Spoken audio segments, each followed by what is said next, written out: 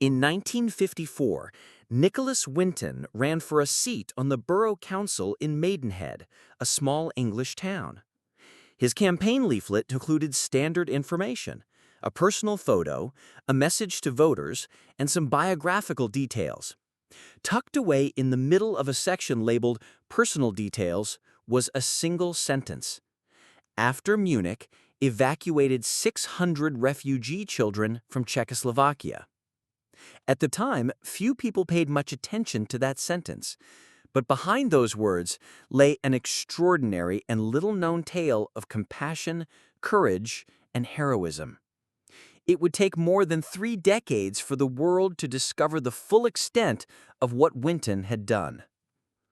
Between late 1938 and the eve of World War II in September 1939, Nicholas Winton, later dubbed the British Schindler, worked with a small group of allies to rescue at least 669 Jewish children from Czechoslovakia, placing them on trains and into the arms of British foster families.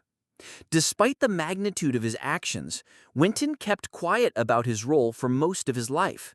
When asked years later, he explained that he didn't see himself as exceptional, merely someone who stepped up when the moment demanded it.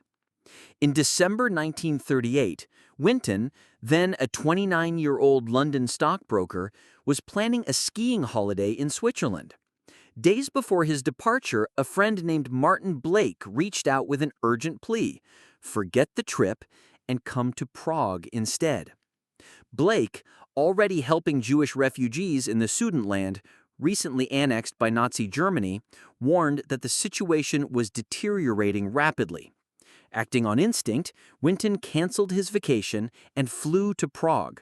His life and the lives of hundreds of children would never be the same. In Prague, Winton was shocked by what he saw: refugee camps packed with Jewish families and an uncertain future looming.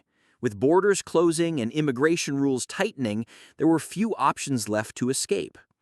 Winton, with the help of Blake, Trevor Chadwick, and Bill Barazetti, sprang into action.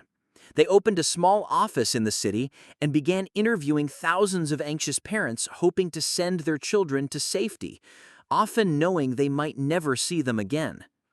The Nazis soon noticed the group's activities. They began to surveil and harass Winton and his colleagues. But thanks to quick thinking, strategic bribes, and creative problem-solving, including forging visa documents when needed, the team continued their work.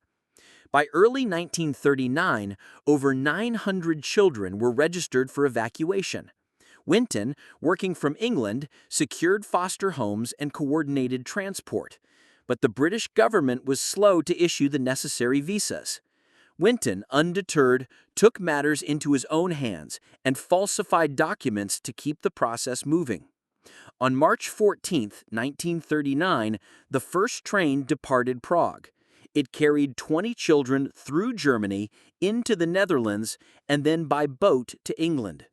Over the next 5 months, 7 more trains followed, each loaded with young lives headed toward safety. The 9th train, scheduled for September 1, 1939, never departed. That morning, Germany invaded Poland, and World War II officially began. Borders shut down immediately. The train vanished, Winton later said. None of the 250 children on that train were ever heard from again.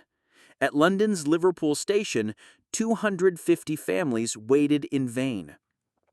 Many of the children who made it to England never saw their families again. Some, like Thomas Berman, didn't even know they were saying goodbye. My parents told me I was going on holiday to visit Uncle Hans. They didn't cry. They didn't want me to be scared. I didn't know it was the last time I'd see my father. Others, like Zuzana Mareshova, remembered the tearful farewells vividly. Parents were crying and waving. We pressed our faces to the glass. The most common phrase was, "See you soon." For decades, Winton told virtually no one about what he had done. Not even the British government knew the full extent of his role. In 1983, he received an Order of the British Empire, not for the rescue mission, but for his work in elderly care. Then, in 1988, his wife Greta discovered a dusty scrapbook in their attic. It was filled with names, photos, and records of the rescued children. When she showed it to a Holocaust historian, the story went public, and the world finally learned of Nicholas Winton's quiet heroism. That same year, the BBC invited Winton to appear on That's Life, a popular television program. Unbeknownst to him, several of the now adult children he had rescued were seated in the audience. When the host revealed who he was, many stood up to thank him in person. Winton later admitted he wasn't thrilled by the surprise. It was a bit much, television drama and all that. Yet the moment became iconic, capturing the emotional impact of his work like nothing else. Winton's story continued to spread.